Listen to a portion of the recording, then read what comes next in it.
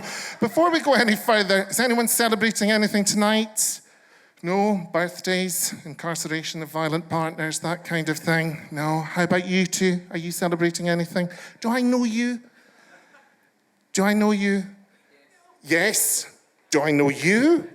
Oh, hang on. Yes, I remember you now, and you didn't pay, so we'll talk after the show. So how do you think I know you? Are you Jenny? Sorry? Fuck, this is really kind of weird, isn't it, that you can't answer a simple fucking question as to how I might know you, or indeed your bastard name. So we're going to move on, ladies and gentlemen, because there's clearly people here that have come in the middle of a breakdown, and I don't want to aid them further. So, do we follow each other on Instagram? Yes, right. Fuck, see how easy that was, you stupid bitch. Right.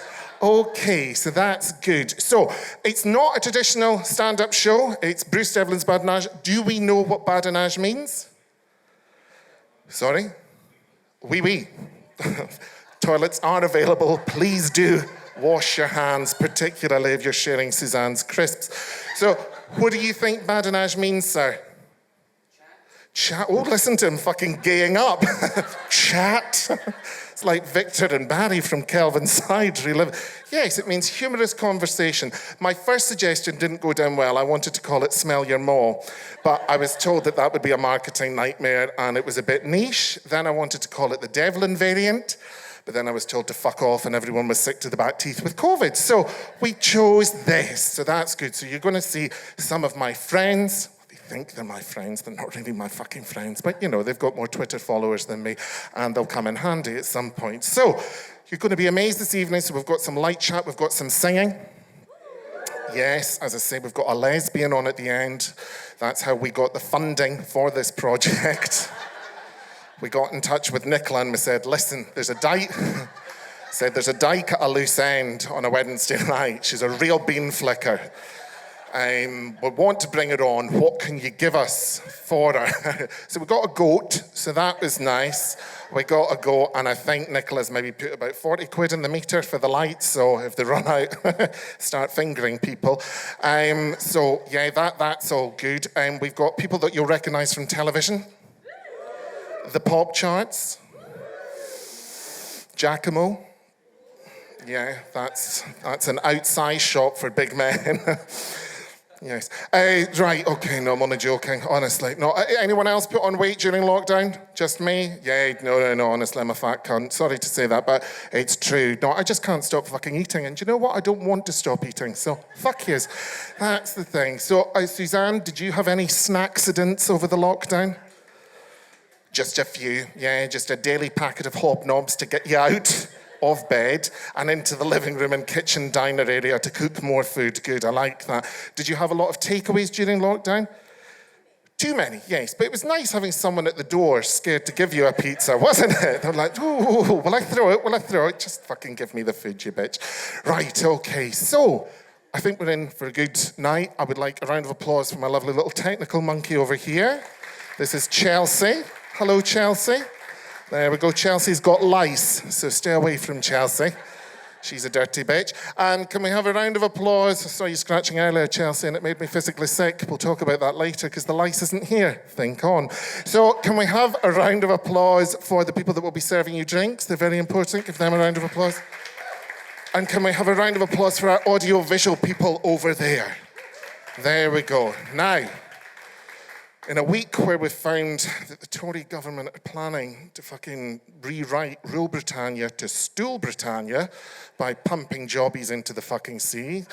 Could you imagine? Oh, thank you for laughing. Yeah, I just came up with that in the car and I thought it was funny as well. Because I was thinking that if COP26 was in England, it would be called Plop26, which also rhymes with the word pop. So I would like you to take a look at the back wall and something is going to come up. And I think it'll give you an idea of who my first guest will be. Whether this happens tonight, we don't know. But you know something? We're enjoying something. We found out that Chelsea's got pubic lice. We found out Suzanne likes a biscuit. You know, there's a lot going on.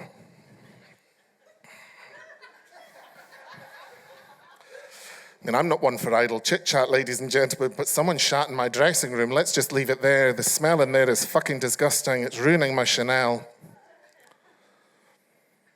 So, while we find that... I'm sorry, don't fucking shout at me. I tell you, we've counted the votes, and tonight we had 10.26 million people. The winner of Pop Idol 2003 is...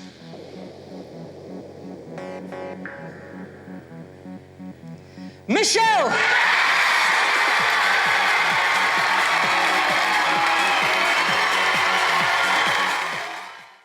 Ladies and gentlemen, it's time to do that for real. Please, a huge round of applause for the fabulous Michelle McManus!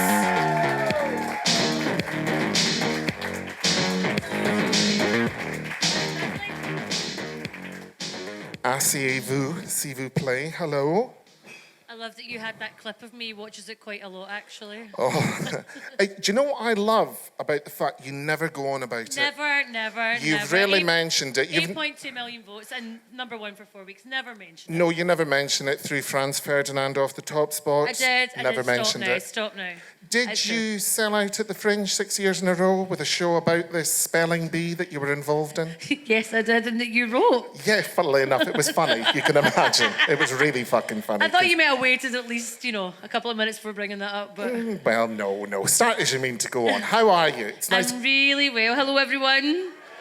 Be very careful. Thieves, lice, Suzanne, we'll talk later. I heard the abuse from backstage. I'm so sorry. I'm well used to it. It's usually me that gets it, so it's I think nice. you'll find that that's interaction. Yeah, that's just creating a wee bit of atmosphere. Because like other people, we haven't really seen each other. We haven't, and we've been best friends for a really, really long time. I met Bruce back in 2006, 2007. Sorry, I was thrown by best friends. Friends. Colleagues. We met because we were doing a Radio Scotland piece with the late, great Jedder Kelly. Do you remember? He was filling in for Fred McCauley at the time. I do. And we met then, and then I was doing this absolutely mental play at the festival called Discotivity, and it was basically this lovely gay man had written it, and I played the Virgin Mary and walked out to Madonna's Like a Virgin, and Joseph was wearing a pair of gold hot lammy hot pants. My Catholic mother was delighted, I have to tell you. Yeah, I was about to say, you're of the Catholic faith, aren't you? I'm one of that mob, yeah. Right, okay. So that was really one in the eye for your family. Were they pleased to see you slutting it up? No, not in any way, shape or form.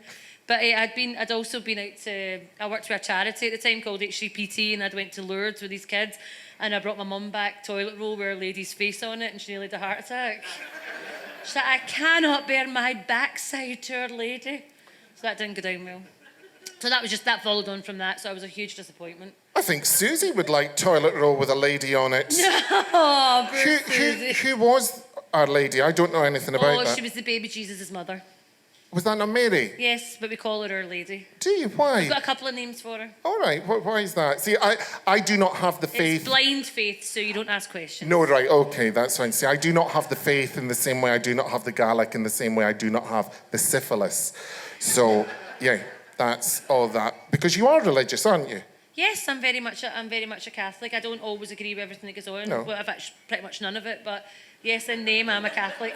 No, genuinely, I mean, there's been times in my life where I've thought it would be great to have faith to get you through things. I think the way I deal with my religion is that it's something that brings my family together, and I've got really happy memories as a child, and I like to treat other people the way that I would like to be treated myself, and I hope that when I pop my clogs, I'm going to see my family that have passed before me, and if I don't, I won't know anything about it anyway, so it's a win-win situation, really. Yeah, that's a tricky one you've got going on there, Sue, isn't it? And, of course, my favourite thing is the Catholic guilt. I mean, I love a bit of Catholic guilt. Well, it was funny. I remember doing a gig with a comedian that shall remain nameless, Joanne Wright, and she was born again. And I remember she came up to me and she went, "Don't worry." And I went, "Okay, I won't," because I thought, you're fucking mental. And she went, "All you have to do is apologise." I went, "What?" She went, not in Catholicism. It's much stricter than that. Well, she said to me, "You have to apologise." And I'm thinking, oh my God, I was pissed last night. I was in blackout. Who have I offended? You know, the amount of times I've had to go to M&S to buy a pot mum by virtue of a sorry to people, you'll understand. And she went, no, when you're on your deathbed, if you just apologise, you'll get in. And I went, get in fucking where? And she went, to heaven. And I went, but why won't I? And she went, well, you just won't. And I said, I disagree. I think Jesus loves me. No, you've no chance. No, right, okay, that's fine. Well, I'll enjoy meeting my mother in hell, because that's where we are destined to go to hell. My niece doesn't think she'll be going to hell, but she fucking will, because she's complicit as well. So, but that is how we met, and that was the old BBC in Queen Margaret Drive. Yeah. Yeah, Miss Thing comes in with the Chanel handbag and sunglasses. She'd won a competition 4 years ago and got some money. It was a crossword and take a break or something like that. So she comes in all full of attitude and biz, hiya.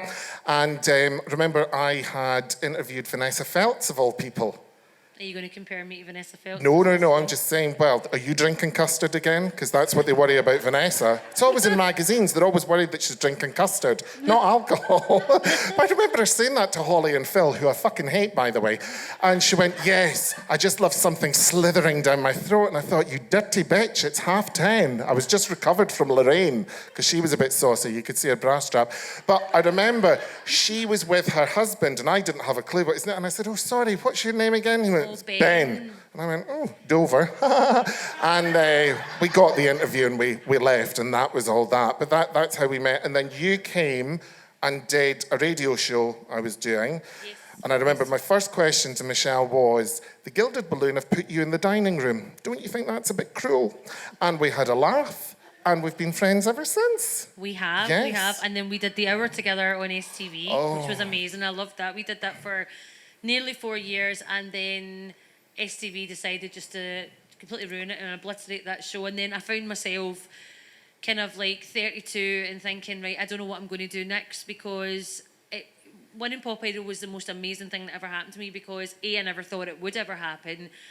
And I think talent shows were so much in their infancy back then. So just going back to that, because you've steered the conversation in a way I really don't agree with. See what I did there? I hadn't fucking finished, but anyway, we'll move on. All I was going to say was... Oh, I've got plenty to say, carry on. 1, 2, 3 and sleep. Thank you, Sue. Bit of a chatty Kathy. It's because the husband's so quiet, but we'll talk about that in a moment.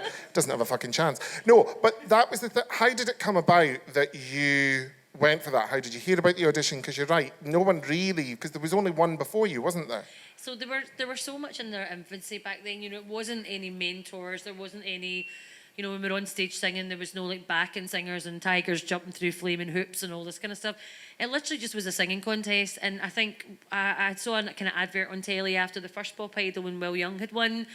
And I thought, you know, he probably wasn't the convention. Everyone thought Gareth Gates was going to win. And I thought, well, Will Young was different in his own way, and I thought, well, maybe somebody like me might have a shot of just even getting a chance to audition, because without a show like that, you know, with me being overweight and, not the most gorgeous girl ever, and I thought I'll probably not ever get an opportunity to try and make it as a singer. And to be honest, never in my wildest dreams did I ever think I would even get past the first audition, and I just went along. And I'll never forget, I took my wee granny, God rest her with me, and she'd one of those wee trolleys. Remember the old-fashioned trolleys? She'd made us like corned beef sandwiches and all that, because I thought we were going to be there for the day, you know. She brought out American cream soda and everything in a wee glass bottle. And we queued. And where did you queue? Where it was down in held? Glassford Street. It was just off Glassford Street. It was it the Mercury Hotel? I can't remember. It was round that kind of way. And anyway, managed to get in to see the judges, because you have to bypass so many different producers. Managed to get to see the judges. It was Simon Cowell, Pete Waterman and Nicky Chapman at the time. Mm-hmm.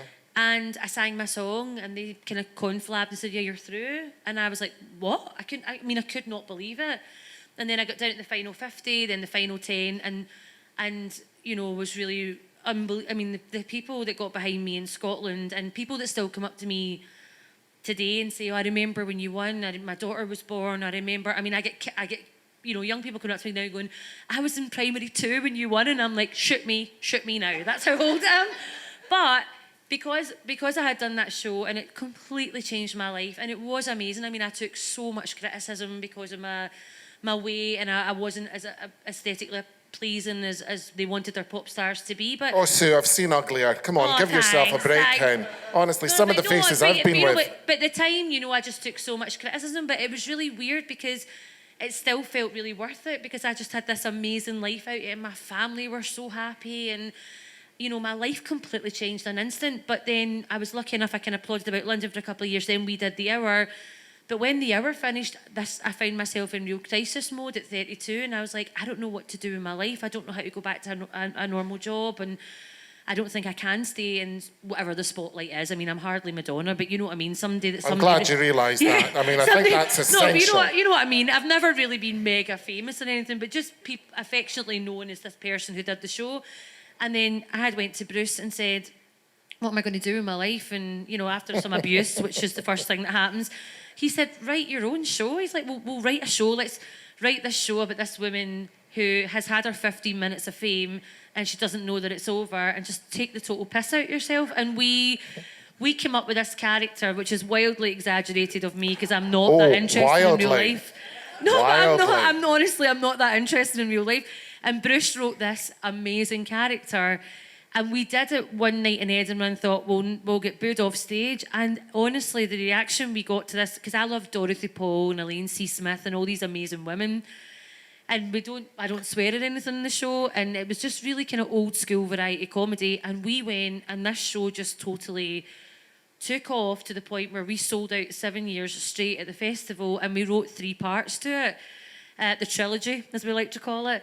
And we did this one-woman show and we created this amazing character, but I could never have done it without Bruce because I'm not naturally really that funny, but no. But it's amazing when you gave me the words and we kind of worked on it together, and the partnership just really, really worked because Bruce knew me inside out and because I wasn't scared to take the piss out of myself at all in any way, because I was just so used to getting other people doing it for me, so it just didn't feel... It weirdly felt quite natural. I know that might seem insane. And I always knew it was good humoured and it was coming from a good place. Even though some of the things you wanted to make me say about getting a gastric balloon put in and all that up the barras and everything, that Barbara that owned the balloon store. Yeah, honestly, he gave me some lines he gave me. I'm like, okay, so how do I say this politely? That's a no. I'm not going to be able to do that. But, you know, you weren't keen on the heavy breathing stuff. No. And that was very fucking funny. You also gave me one of my most controversial lines when I said I was looking for a man. Do you remember? But... Oh, I do. I don't think we'll actually mention that. No, we won't because we couldn't. Well, we fucking will, actually. It was very funny and it was of its time. So she'd said, should I talk about the fact that let's just say I've not been lucky in love? And yeah, of course, fine. Yeah, hang on, give me my pen. So I said, right, why don't you say something along the lines of, I've tried everything to get my attention. I've dressed provocatively. I've done whatever. And then... I've left my drink unattended. Yeah, and nothing worked. Nothing worked. So, but the was honestly, we couldn't say, I know I wouldn't want to ever offend anyone now, but at the time it was something that just brought the house down because I was like, you know, I've tried all these things and I would go, I left my drink unattended, nothing. And it was really funny because when we did that, there was a lot of men in the audience that had been dragged along with their wives kicking and screaming. They're like, why would I want to go and see Michelle McManus doing comedy, right? And I totally get that. And they all came up to me at the end of the show and they were like, actually, and it was because of that one line and it just turned everything around. I remember my sister and sister-in-law and their friend were through in Edinburgh and I got a phone call going, we're in a chip shop and someone's just said, don't leave your chips unattended. And they were in the audience of Michelle's show. And I went, Sheena, get a fucking life. Leave me alone. But it opened up so many doors for me doing the Edinburgh Festival. Well, can we tell them the first venue? Michelle has admitted to tell, because there's always homos involved. In any good story, there's always a wee Jessie at the back of it. No pun intended. And there was a wee homo that really liked you that worked in the Newtown bar. And I remember he said to me, he went, do you know who I like? I was like, who? You're Michelle McManus. I was like, Well, that's nice. Can I have a double gin? And he went, we're putting on turns. I went, okay. And he said, do you think you'd be able to ask Michelle? So I brought Michelle down to do Waverley Care. It was for charity. HIV benefit. And then the Newtown bar was quite a niche bar in Edinburgh because it had a bum basement, had a dark room. And what they did was they hosed all the jizz out, fumigated the place, and that was the performance space, wasn't it? It really was. So, and my poor mum came down and she's poking her finger through holes, and I was like, please don't put your finger in there, mum. It's just not worth it. And I couldn't have the heart to tell her what had happened because Basically this bar was beautiful, right? And the ethos behind this bar was amazing. It was for like they opened on Christmas Day and for elderly, you know, gentlemen to come in who didn't have any family and they get their Christmas dinner. But unfortunately downstairs... Come on, get to the good stuff. There was a dark room, for fuck's sake. Unfortunately downstairs, a lot of things were happening that we had to industrially hose off the walls, right? So, but they turned this place, honestly, see after 3 days of just blasting it clean, it was gorgeous, right? It looked beautiful. But we did this down in this dark room in this basement in the Newtown bar. And I mean, I brought people for my HCPT charity, you know, this bunch of Catholics that take disabled kids away, and they didn't know where they were in this dark room, right? And reviewers were coming to see it, and I was like, don't mention what this used to be. And in fact, halfway through the run, by the way, after we had finished at like 10 o'clock at night, black curtains started to go up, and I was like, what's happening? Oh, it has to be a dark room on a Friday and Saturday night. I went, it can't, we've got 2 shows to do tomorrow. Aye, listen to fucking Mariah. Hey, no one's getting their Toby out tonight. I'm not in the mood. But we did it there, and then the next one we did it was in a gazebo in the back garden of Harvey Nicks, wasn't it? That little tent they erected in St Andrews. A yurt. A yurt, it was called. I loved the yurt. It was great. You did? So because of that, and because of doing the one-woman shows, that led on to so many different things for me, because I then went down to London and did loads of stuff for them there, and now being at Radio Scotland and now doing Radio 4. I mean, why they've let me on Radio 4, I will never, ever know. Bruce just says I'm ticking a box, which I'll take that, that's fine. It's a scum box. A big dirty Glaswegian voice, but, you know... Oh, you're clean. And co-hosting with Clive Anderson, I grew up watching, you know, Clive Anderson, Whose Line's It Anyway, in that really infamous Bee Gees kind of interview that he did. And I do think, you know, it has been 18 years since I won the show. I won't mention it again, right? I'm at my quota. But for me to have sustained and to be in the position that I'm in, and just been so lucky in my life to have done, you know, really lovely things that there's nothing really that I've done in my career that I'm ashamed of, or that... What? Well... Are you going to say Gillian McKeith? I was away to say from pop to plop. Yeah, but the thing was, at the time, the reason why I did the Gillian McKeith show was because... Were you having trouble passing a stool? No, I had no bother with that. That was fine. But the thing that happened was, in 2003, I won. And by the time 2005 and 6, all everyone kept saying to me in my management company in London was, you're too fat, you need to lose weight, that's why you're not being successful. And I just thought, do you know, I'm going to do it, I'm going to lose the weight. And at the time they had said to me, look, there's this lovely wee woman in America, she's from Perth, and her name's Gillian McKeith. And I was like, oh, I didn't know who she was at the time, and I thought she sounded like the wee super gran with a wee tartan bun on, and I thought, she sounds lovely, I'd love to work with her. And then obviously I met her, and you know, things went rapidly downhill from there, because, you know, she's a nightmare. God love her, but she was a nightmare to work with. But I did the Gillian McKeith show at a time in my life because I really had convinced myself that if I lost all this weight, people would love me and I would go back to singing and the world would be a better place. Because you think, I suppose at that time with the magazines and stuff, we were kind of trained to think if you're thin, then your life's amazing and everything will be perfect. And I did lose all the weight and I lost 10 stone. Clearly every pound's went back on, right? But I did lose it, and nothing changed. It didn't make me happier, and I didn't get a record deal, and I didn't do all the things that I thought were going to happen. And I think it was something that I had to do, to just say, well, so I would never spend my whole life going, well, what if I'd lost the weight? Would things have been different? So I did do that show, but I'm still really proud of it, because it was a huge achievement. I lost 10 stone in 10 months. I mean, Sue, I had quinoa coming out my ears. It was a nightmare. Can you remind the audience of Gillian's opening gambit to you? Oh yeah, she came in. I was sitting in the room, right, in the 19 management. So it was Simon Fuller at the time as my manager, and Nicky Chapman, and a couple of the kind of personal assistants, and they're all kind of sitting like biting their nails, and it was like there was just a really dark air about the place. It was like the Dementors for Harry Potter were just hovering above, you know, that we just draining the energy out. And I'm going, why are they all scared of this wee woman from Perth? You know, she's going to come in and help me lose all this weight, and it's going to be amazing. We're going to be best pals. Because obviously I was living in London at the time as well, and you miss your own accent, you know, and hearing that Scottish voice. And the next minute I heard the wee clip-clop of the high heels coming down the corridor, and everyone kind of sat up, and in she storms, right?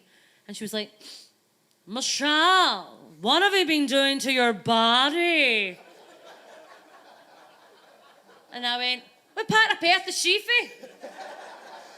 And she went, Michelle, do you know if you were to die tomorrow, we couldn't cremate you? Oh, no. With the toxins in your body, you'd be burning for weeks. Honestly, I stood in this room and I was like, what the? And I went, where's the paperwork? Give me it. I'm signing that this bitch is going down. And honestly, I spent 9 months just doing about force feeding her a Mars bar. I was like, she's getting it. But do you know, she had to be like that because I couldn't like the person that was going to put me through this weight loss thing, or I would never have done it. What was it she said about your bum? What did she say about my bum? You've got the worst case of... What? I don't... Taxi ass. Who? Taxi. Oh, yeah, I didn't remember. Fuck, well, I remember, yeah. It's not the She first said time I've heard it. What did she mean? I can't remember what she meant. She went, Michelle, you've got one of the worst cases of taxi ass Oh, I've yeah, ever 'cause I seen got in my taxis life. everywhere. Because I never walked. I was like, it's London, I can't be arsed. I'll just get a taxi on the tube. But again, it was something that I had to do. I had to lose the weight just to kind of then be able to say to everybody, you see, it hasn't, and I really hoped it would have changed something. I hoped by losing all the weight, my life would have, I mean, my life was already amazing. I always loved my life. I never did pop idol because I wanted to be famous. I did pop idol because I wanted to sing. But do you feel that you, because I mean, you have, like, all joking aside, you've had amazing opportunities. You've travelled, this, that, and the next thing. You know, you're now married, you have a wee baby and all that kind of thing. Do you think that in any way, being a well-nourished lady like myself has actually held you back? No, honestly, I don't. I mean, there's people who hate me just because I'm big. Like, I love social media, but it can be the playground for the unhinged sometimes. And like, I think now, so long down the line, 18 years, people just know I'm big. I don't think they even care anymore. And actually, if you like me, you like me, and if you don't, you don't. I'm so far removed from that kind of in the spotlight, on telly every Saturday night. I don't think it's really held me back. I mean, it can be hurtful at times, but sometimes, I mean, I would never, it's like self-harm. I would never put my own name into social media. No. Because loads of folk will say, oh God, I feel so fat. I actually feel like I'm Michelle McManus and Well, stuff. you've had that, though, quite seriously. You've had spats with other celebrities, haven't you, who have been less than Christian towards you? Well, what had happened is that I don't really tend to get involved in it, but there was a girl called Vicky Patterson or something. She was from, it wasn't Towie, it was... She was a whore from Jersey Shore. Jersey Shore. I don't watch these shows, right, so you have to forgive me. And it was really weird because sometimes, you know, with social media, you're just sitting doing your own thing on a Friday night and all of a sudden your phone blows up and you're like, oh God, something's happened. And it's because someone's tagged you in something. And 9 times out of 10, it's lovely, but it can be also really dark and horrible and you can't stop the notifications coming through because you've been tagged in it. And people say don't look at it, and you can't help it. You need to look at it, and you try and take it on the chin, or which one, but you try and take it on the chin. Boom, boom. Boom, boom, there you go. That's what 18 years will do to you, of that kind of stuff. But what had happened was she'd given an interview to one of the magazines 4 or 5 years ago, OK Magazine, saying, you know, there's this fat woman inside me. Her name's Michelle McManus. I think, I eat so many pizzas, I feel like people start calling me Michelle McManus. And it was just the usual nonsense. And then she a couple of years later had done this article going, I'm all for women, we should never body shame people. And it's a little bit like that. Should you troll through people's tweets and drag up stuff that they've said in the past? Maybe yes, maybe no, I don't know. But for the first time ever, I thought, no, I'm going to dig her up for that. And I was like, you know, Vicky, you weren't so nice a couple of years ago. And I retweeted the article because I remember the time being so hurt. I thought, I've never met this girl. I don't have anything against her. But excuse my language, the shit I took because she'd wrote that.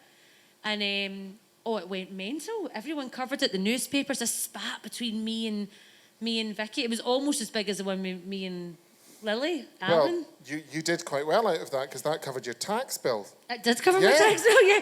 Lily Allen, I'll tell this really quickly because I'm sure my time's up. Lily Allen had done this thing, right? I'll tell you when your time's up. All Keep right, sorry. talking. Sorry, I don't want to take up too much time. You got a £25 M&S gift card and you'll work for it, bitch. Bloody love M&S, honestly. I'm going to use that for my Christmas grub coming up. But Lily Allen had done this thing where she was doing this interview and it was retweeted by The Guardian or something like that. She said, you know, it's really hard to be a svelte size 8 pop princess. You know, there's so many pressures on me. Even though I look in the mirror and I see a svelte size 8 pop princess, I don't feel like that. I look in the mirror and I see a big fat woman. And do you know who she said the fat woman was? Me. So when a journalist called me and said, look, what do you want to say in response to Lily Allen saying that you're a big fat woman and that's what she feels like? And I said, well, I'll tell you something. I said, I can totally sympathise with Lily Allen. If Lily Allen is looking in the mirror and she's seeing my coot and staring back at her I'd be horrified and terrified, because I tell you something, see if I walked out on stage and I went to sing, but only her voice came out of my gob, I'd be horrified and terrified and all. Now, you brought that around beautifully to singing, because I believe you are a singer. You're a sort of singer. And Sort of, like a bit of karaoke. Are you going to give it a wee try this evening? I am, so I've been really, thank you. Settle down, please, okay? I've been really lucky to meet some amazing musicians throughout my career, and these two boys that I know, Tim Black and Stevie Caban, they have performed with everyone, but we met years ago in an Americana kind of band called, we met back doing the Kelvin, I think it was when the Kelvin Grove Bandstand had opened up, and we all love country music, and we said, look, the three of us will get together and just do it for a bit of fun, and we called ourselves the Flaming Blackhearts, you know, so we have a bit of street cred, you know, giving us a bit of an authentic name, but... I've just got very happy memories of Kelvin Grove Bandstand, but for different reasons. I bet you do, right. So, and the three of us got together, so we write kind of country music and stuff now, and we do the odd gig here and there, and I thought since I was coming along tonight, I'd maybe do a number or two before I go. Well, please do. Can we have a round of applause for the wonderful Michelle McManus? I think the boys are backstage, hopefully they're going to come out. And for the Flaming Blackhearts to come out, where are they? Stevie and Tim, are you there? Oh, look, here they go, they're running. That was really smooth, the way that happened. So you'll have to give us a couple of minutes, because we need to set up, obviously. Now, Bruce, unfortunately, you're going to have if you're going to stay there, you're going to get a back no, I'm not looking at me. your backside. No offence, then. I'm off. I'm off. I'll give you room. But there we go. Can we have a round of applause for my first guest? Thank you. On you come. So we're only going to do 2 numbers, don't worry, and then we're going to let you get to your interval. This is Tim, and this is Stevie. Hello. So we're going to do 2 wee numbers. The first one's called That Girl, and the second one's called Black Heart, because we are the Flaming Black Hearts. Thank you very much for having me here tonight. It's been lovely to chat to you all. And isn't Bruce doing well?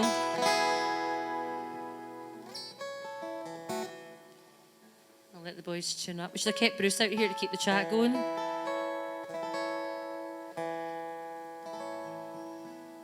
Yes.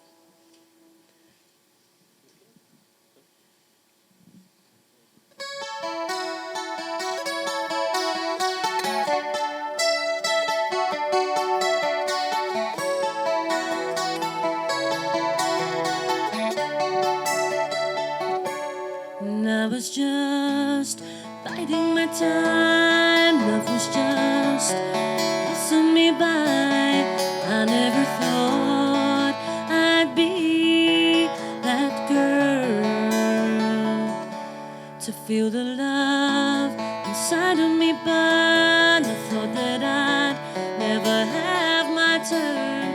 I know that fairy tales just aren't real life, but you came in like a shining light.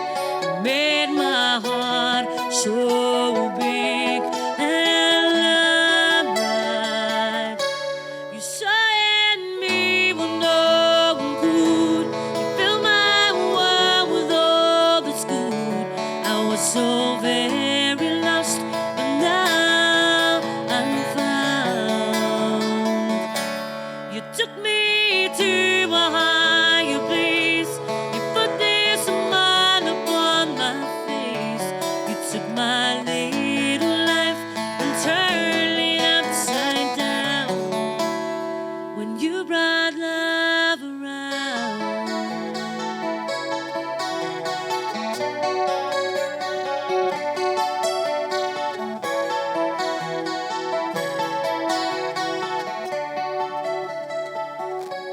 This feeling is beautifully new. I wanna spend every moment with you. I never thought I'd be that girl. And now my world, it's moving so fast. The lonely days are just all in the past.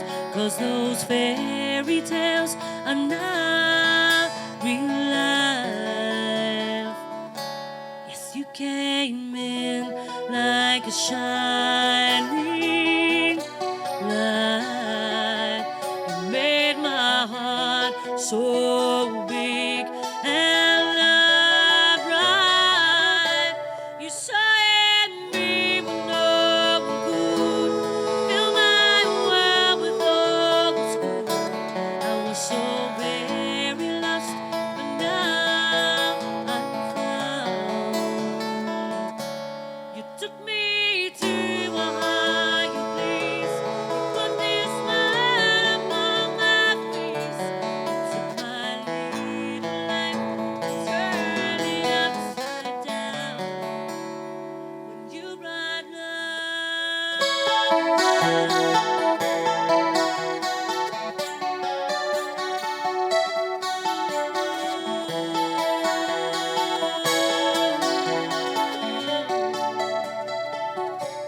See, I was just biding my time, and love was just passing me by.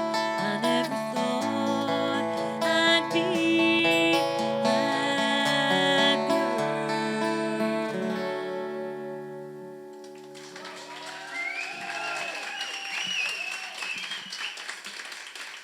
We wrote that song and I put the lyrics to it after I met my man because I was like, thank God, finally. I was 35.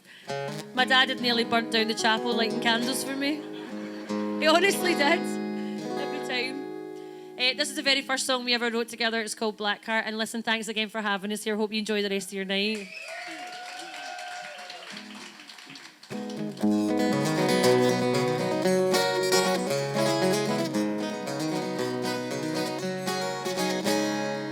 Cold and afraid, my heart won't be the same. Trying to look me in the eye, your shame, your guilt you cannot hide. Broken my weak soul, left me to die. And what we had was strong. Never thought you'd do me wrong. The secret that you kept inside made sure our love could not survive. Destroyed all that I thought was pure and true.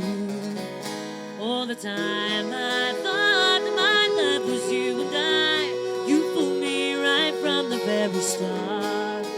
All the times you lied as you laid there by my side, ruled our little world apart with your black heart.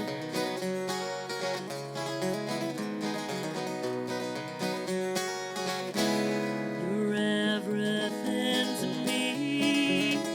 Cut me open and it's you I believe.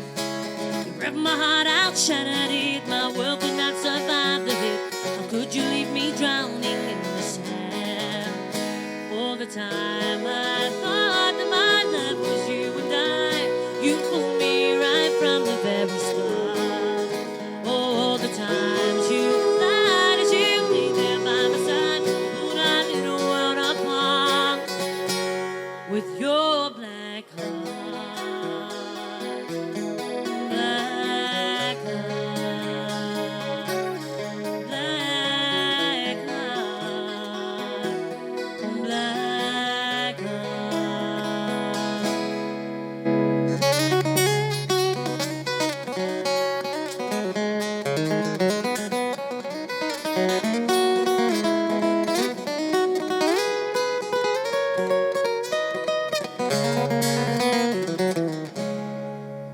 So forever I've been changed. I'll never let you in again. No matter how you plead and cry, you're moving on my hips and high. Now we know it's straight what you say. All the time I thought that my love was you and I. You fooled me right from the very start. All the times you leave me by my side, you are the one I want with your black heart. Black heart.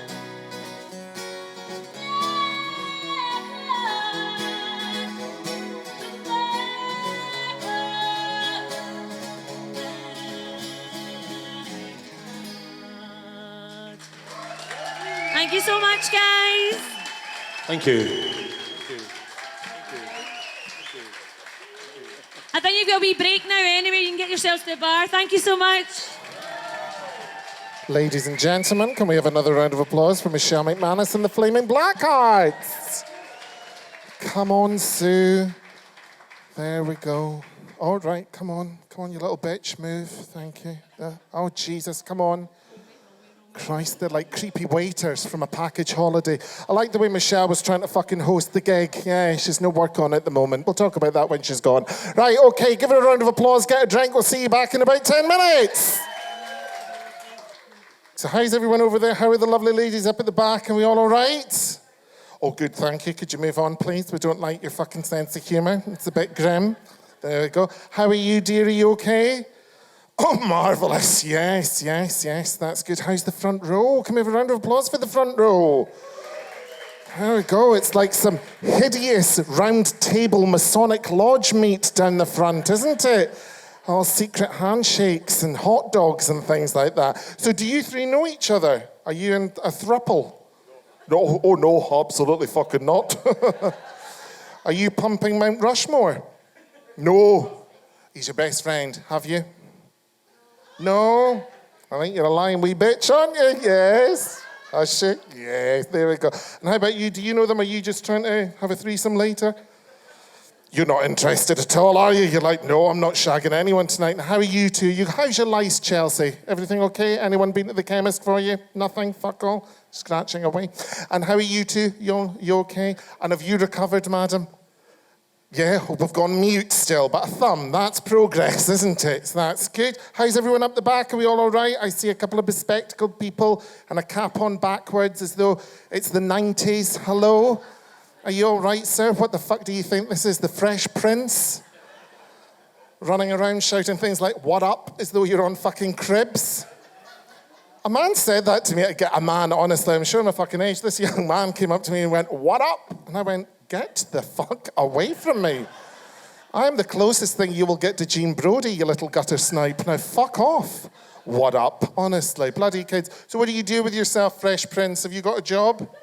Aye, what do you try and do? You work for the government. Fuck, that's dull, isn't it? Right, okay. What do you do? Clearly don't advise Nicola to buy the correct size shoes, because that's one thing that fucking annoys me about our fearless leader, in all honesty. You think with that money, what is that, 150 grand a year? Half a size too big.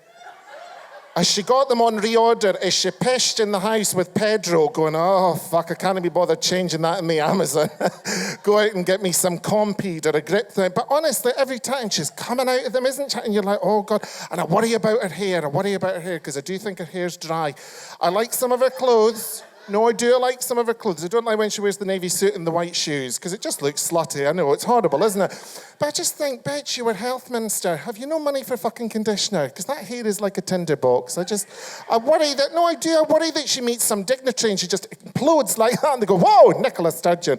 There we go. But anyway, that's politics done, because it's fucking boring. What do you do for the government? You work for the benefit system. I think you cheat the benefit system. Yes. I think that's what's going on there. I work for the benefit system. Away in shite. Right, okay. Honest to fucking Christ. Uplift, pip, what the fuck does it all mean? Right, okay. Where are you based fiddling these accounts? You where, darling? Universal Credit. Oh, let's not go there, honestly. Were you affected by the budget today? Do you ever just want to go up to Rishi and ping his huge fucking lobes and see if he cries?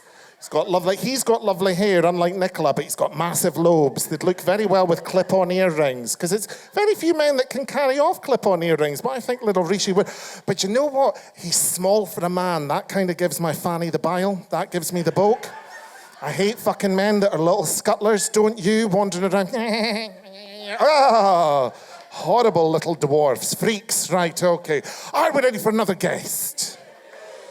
My next guest, I have worked with her before. I've known her for many years. She is absolutely fantastic. Began life as an opera singer. Oh, she began life as a child, obviously, and then she became a fucking opera singer. But you may know her from the BBC. The woman who I think murdered Heather the Weather, because you never see her anymore. I want a round of applause for Judith Ralston!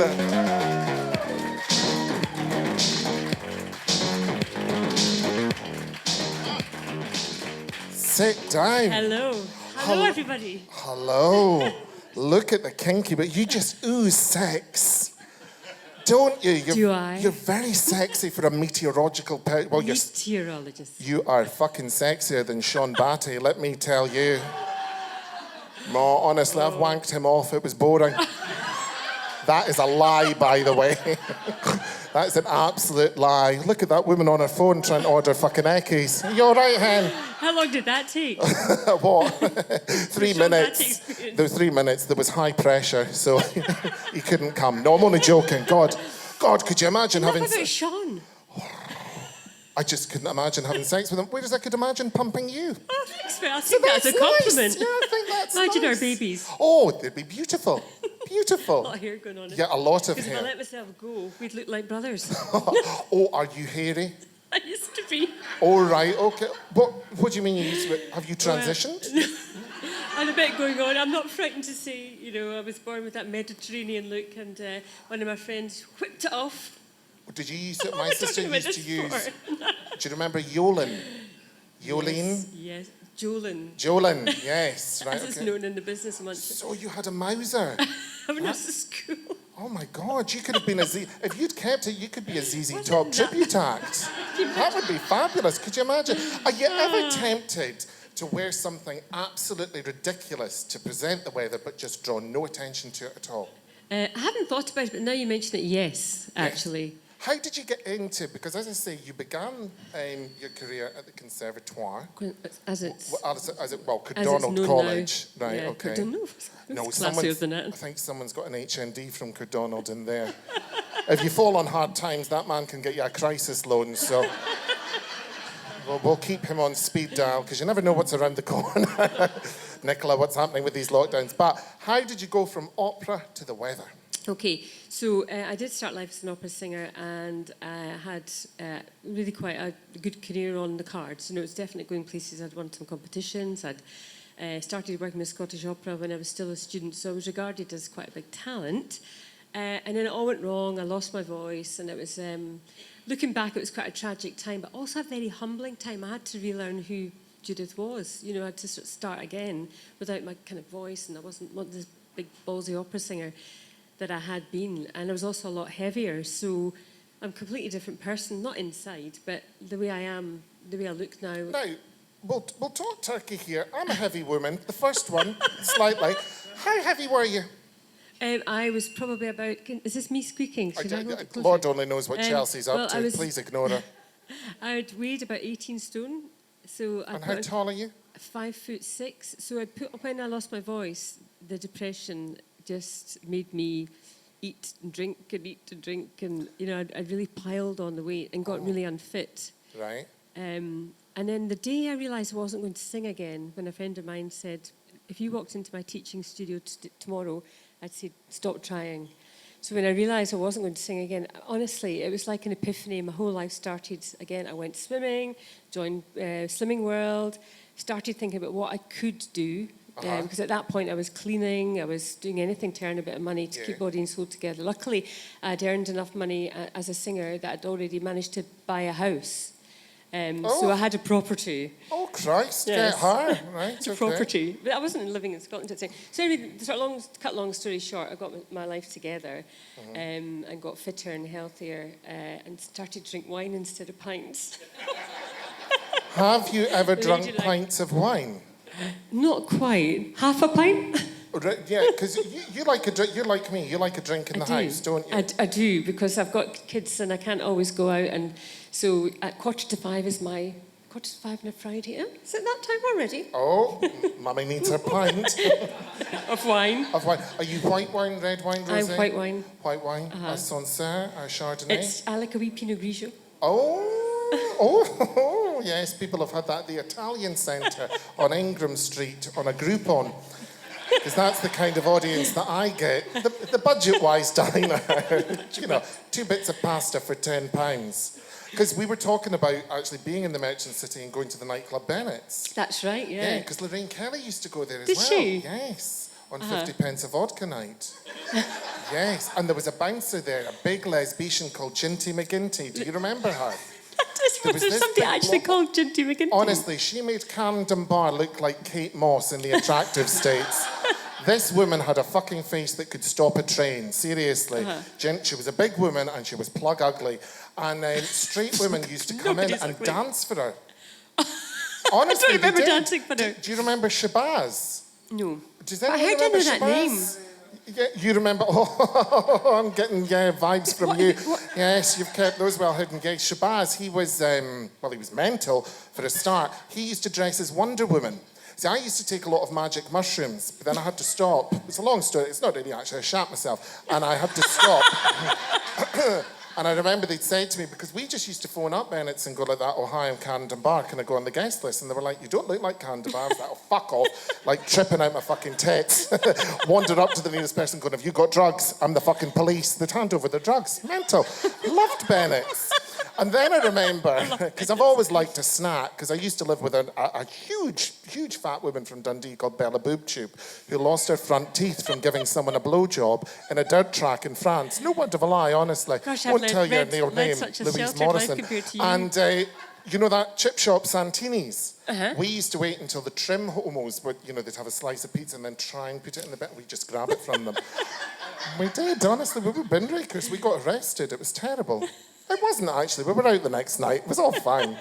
It was all fine. But you do like a drink, which I think is important. Yes, I do, and you like to socialise. But going back to my introduction, whatever happened to Heather the Weather? Because she was the it girl for a while, and then suddenly you're on the scene, and we do not hear from Heather anymore. I think she went on to do more intellectual things, cerebral things. What like? Are you unemployed? Things to do with science. Oh, things to do with... Oh, fuck, I hate boring people, don't you? Because I was the first non-meteorologist to do the job, which came with pros and cons, because, obviously I had to work extra hard to kind of be accepted and whatnot. And actually, if I'm bringing in anybody, the younger ones coming in who want to do weather, what I look for in anybody, and you've got it in buckets, darling, is that ability to communicate, because actually that's the most important thing, isn't it? It's if you can engage somebody in telling a story, and then you've got them hooked. There's a girl who started quite recently with us called Joy Dunlop, and she's been helping filling in and whatnot, and then COVID struck. She's about 6'2". She's absolutely massive. It really carries her height, but she can tell a story. She engages you. You watch her and you think, oh, you want to listen to her. Well, I always think if Ulrika Johnson could do it, then most people would be able to. Because she's not exactly multifaceted. Did you have anything to do with when you used to stick on symbols like fridge magnets? Before my time. Before your time. Yeah. No, I actually tried out for the BBC in Newcastle. Did you? Yeah, and I was told I wasn't believable as a person, so I left. I thought that was really rude. I think I think nowadays you might actually do quite well. It was a weather presenter, and I came... The Big Breakfast had a Find Me a Weather Presenter programme, and I lost out. Do you know who to? Darius Dinesh. Did you? I know. Yeah. I didn't know that. Yeah, biscuits. Because there's a Scotsman that does the BBC Newcastle weather. Really? A guy called Paul Mooney. Oh. And he's awful nice. He's bald and chunky. Oh, well. We're interested. Very nice. Yes. Tell him we've got our own lube, so if he's interested in that kind of thing. Do you get people coming up to you in places like, I don't know, Morrison's, Waitrose, wherever you shop, go, Judith, can you tell me, I'm getting married tomorrow, whatever, can you tell me what the weather is tomorrow? Yeah. People... And do you tell them to F off? No. Do you know, the thing is, the funniest thing is people think they know me, and then I get confused because I think I know them. I might have met them somewhere. So it ends up getting like, hello, and I'm going, hello, and they've not clocked it. I'm from the TV, and I've not clocked it. It gets into a bit confusing conversation. Because how long have you been doing the weather? On TV I think about 16 years, but then I read the news before that very badly. Oh, did you read the news? Where did you read the news? BBC. Oh, right. Okay. I was like the fill-it-inner for the fill-it-inners. So my whole career started filling in for everybody. And that's how, I got experience broadcasting. But I remember once, there's something on YouTube, and I didn't know about this until quite recently, and it's News at Tonner. It was that long ago. I was my maiden name. And I was caught short. I wasn't there on time.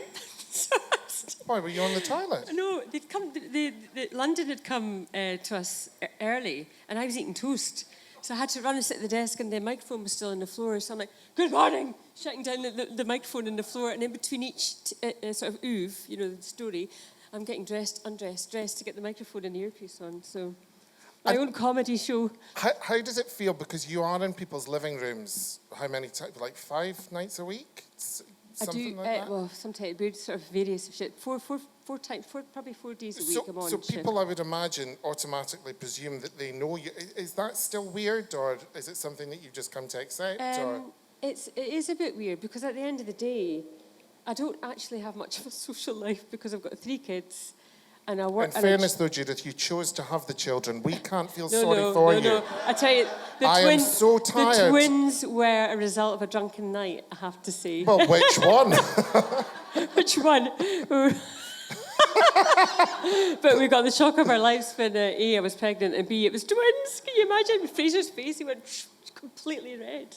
So how different is that then from... I mean, I know I look as though I'm carrying a litter of kittens, but I've never actually carried it. You know, we have a dog. It's all very civilised. What is the difference then that you have 2 little things picking over your entrails, feeding off you?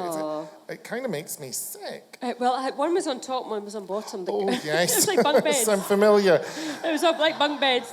Georgia, my wee girl, was on top, and she would always be kicking Max, and he would just take it. And they're still like that. Were you assisted, or did they flew Well, in out? the end, I went into labour early, and with this is a funny story as well. My husband was working up in Aberdeen, and he didn't have the car. He left the car with me so I could actually get places, because I could hardly walk. And I went into labour, rang up the hospital, said, right, come in right away. So my friend took my oldest boy, I rang a taxi. So the taxi driver's giving it, so what's the forecast going to be like in the summer? And I was like, So he was determined he was coming into the labour suite with me because I was on my own. The taxi driver? Oh, my God. I'll be fine. You know, so he's getting me out the cab. And anyway, luckily, because I couldn't even speak right at this point, and the midwife got rid of him, took my bag.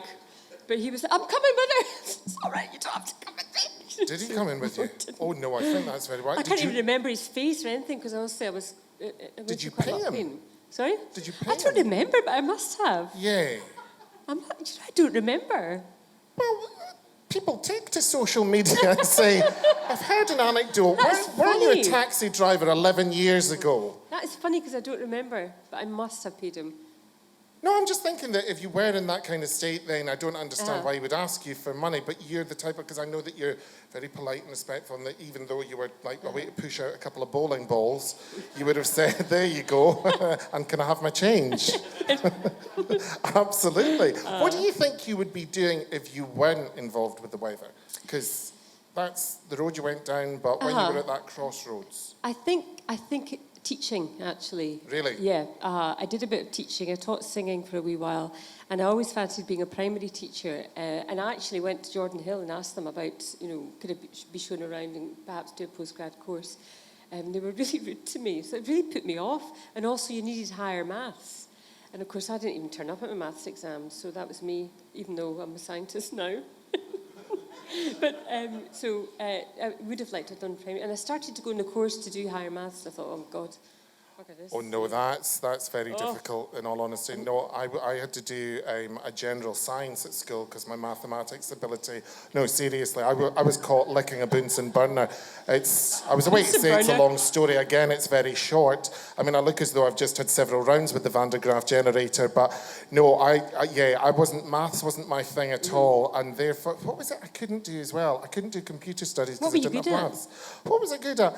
Bunking off. I was really good at bunking off. I was good at finding the head of the English department, cottaging in BHS. I enjoyed doing that because he hated me, and I was more of a chatter. More of a chatter. I was good at languages. Yeah, I could speak French and German quite fluently. I can't now. Are you bilingual? Not anymore. No? I used to be. Well, no, that's all fair enough. What did you excel at school? Languages and music, of course. Yeah. And what was it that brought about the... Can we talk about it? Was it Julie Andrews' nodules? No, it wasn't quite. It was basically a vocal collapse. It's when the muscles that control your vocal cords... there's 2 sets of muscles that run, one set here, if you can imagine the vocal cords running like that. So this teacher who taught me badly, and it was very quickly it happened, overdeveloped one set of muscles, so it meant the vocal cords just couldn't stretch out like they need to when you sing, and I just couldn't sing. Oh. So, it was at the time it was, because that's what I really am. I'm not a journalist. I don't feel I fit into that kind of world, and because I'm really an opera singer. I'm a singer. I'm a musician. That's what I was. But you're not, Judith. You're a weather woman. Do you know this? But you know, it's funny because it was about 7 years ago. I was standing on the set, you know, like I'm in. I thought you were on about to say busking. I on thought, stage. where's this going? But I was standing on the stage. I'm on the Reporting Scotland set, and we have an earpiece, so you have somebody talking to you to say, right, can you knock off 10 seconds, Bob? You know, it's like, and also we have a clock there, so we have to talk to time. We also have, we don't use a script at all, so everything's from either memory. I mean, I tend to just know the weather story in my head, but it comes out the way I tell it. I don't know how I do it, but I do it. The information's there, but it comes out how it comes out when I do it. And it occurred to me that here I am, using all the skills I learned as a singer, because I've got my conductor in my ear. I'm actually having to give some sort of communication performance by telling people about the weather, and do it through, you know, instinct almost. You know, I think, you know, it's going to be rain. You know, I'm giving the emphasis of what's going to happen, like you would do with music. You know, and all of a sudden I realised the skills I developed as a singer were being used right away. And I do some school talks and stuff like that. I say to the kids, everything you're learning at the moment, you'll never know when those skills will come into your life, and you'll think, I remember learning that at school, or you know, or on your life's journey. And I feel it's a great feeling to know that that all that learning to be a singer hasn't gone to waste in a way. That you've been able to utilise it in a different way. Yes, exactly. And it's interesting because on the team, the weather team, there's 3 of us who are singers. Oh, wow. I'm, of course, the only one opera singer. Oh, well, clearly. Two of the other girls, grand opera. Are they just, like, you know, folk. Oh, right, No, okay. the two of the girls are Gaelic singers, but they've got that same, you know, they've both got lovely speaking voices as well. So it's interesting to see how more and more people like me are breaking through that scientific, you know, scientists. Was that the thing that you needed a scientific qualification? Initially, yeah. I mean, there was Right. nobody that did this job that was my job that wasn't a meteorologist, Right. and he'd got into broadcasting because he wanted to do it and probably had a skill for it. So, but I had to learn really quickly because I didn't know anything about weather. Now I know a lot, and I love it. I absolutely love it. I'm obsessed by it, and which again means, you know, if I was hiring somebody, I'd say, give me the person that can communicate, they can learn about the weather. You know, that's kind of something I've picked up along in my journey. So I had to learn really quickly. I didn't know what high pressure was, low pressure, jet stream. Isobars. Icebergs. Oh, that's for drinking, and when I was a younger girl, you know. So I did learn, and it's been a fascinating journey learning about our weather. And of course, it's become more and more important as well with climate change and whatnot. And my husband is a meteorologist, so we met. He used to brief me on the phone. Now, his name's Fraser. Big Fraser. That's Big, what we call him. big phrase. Right, okay. Because I was looking over your Winklepedia and it just said, spouse, Fraser Ralston, in brackets, no value. And I thought, oh my God, what's It's he funny. done? He has no. Fraser's very kind of. He's quiet. He doesn't need to shout it like me. So I've got 3 kids. 2 of them are like me, and 1 of them's like him. So there's a kind of mixture. But Fraser he's no idea. He's not on social media at all. We never talk about. I mean, I was sent a Willie picture just the other day, and I was showing it. You know, he never doesn't know any of that. There's no point in saying to him because you know. Whereas I'm looking at the furnishings behind it. You know, I'm not interested in what's in front of me. So he's got no. It's weird because he doesn't seem to realise. I'm not seeing, but you know, on Twitter, Facebook, and I get a lot of interaction with people, you know, who viewers or the public or whatnot, and he just doesn't really notice. Doesn't seem to notice it. Right, so there's problems in the marriage. Keeps it fresh, baby. Oh, absolutely. He's the big man in our house. But interestingly, he had a job in Scotland for a while, and he didn't tell anybody he was married to me, and somebody found out. See, when it's the other way around, I'm really proud of his achievements. You know, he's been to Antarctica, and he swam for Scotland. He's like, butterfly, he swam for Scotland.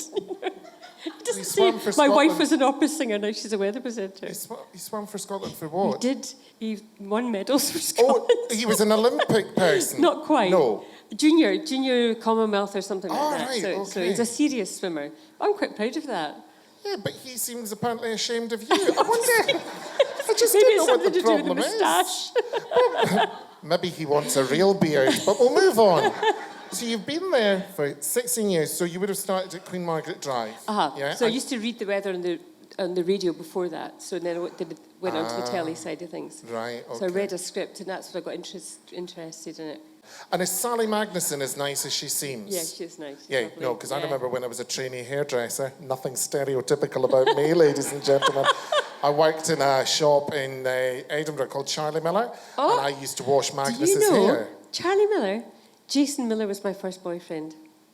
Now, it's funny you mention that because I was at an afternoon tea at Jason and India's. Okay. And your name got brought up. And of course, I'm We grew up pissed, together. And I went, oh, she's lovely, and blah, blah, blah, blah. And it was India went, yes, that was Jason's first girlfriend. And I went, ooh, chill out, bitch. No one's interested. I've never met her. She is one of the nicest people Is that you she? would ever Yeah. meet. Yeah, no. But I know his mum and dad. I know Charlie. Well, obviously it's a long time ago, but they were boyfriend. How long were you going out with him Oh, for? we're just kids. He used to come to my front door and go, Mrs. Tonner, can I go up to Judith's bedroom? He was a bit more advanced, actually, than I was, because I was at Catholic Well, clearly, school. if he's a child trying to break into bedrooms to pump He other was. kids. He went to Rudolf Steiner's where everything was free How love. old were you? This all sounds illegal. No, but them, we were teenagers. Oh, I right, was okay. I was at Catholic high school with a career to being, I was a career head girl, so I was on my way to being head. Yes, head being the operative word, Judith.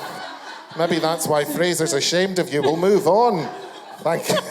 Oh, no, I'll tell them that you said hello. Yes, That's yeah. it. So which part of Edinburgh are you from? A place called Shandon Crescent was where I was born. Right, So okay. Jason lived along the road. He lived in the big posh houses. We lived in the smaller ones. And then we moved down to Joppa, down by the sea. Yes, yes, where Gail Porter's from. That's And right, Shirley yeah. Manson has a property Oh, I there. didn't know that. Scotland, it's just a village. It is just a village. Do you ever hang about with, because in 2017, did you not win UK's most popular weather person in a Radio Times poll? Right, I came third.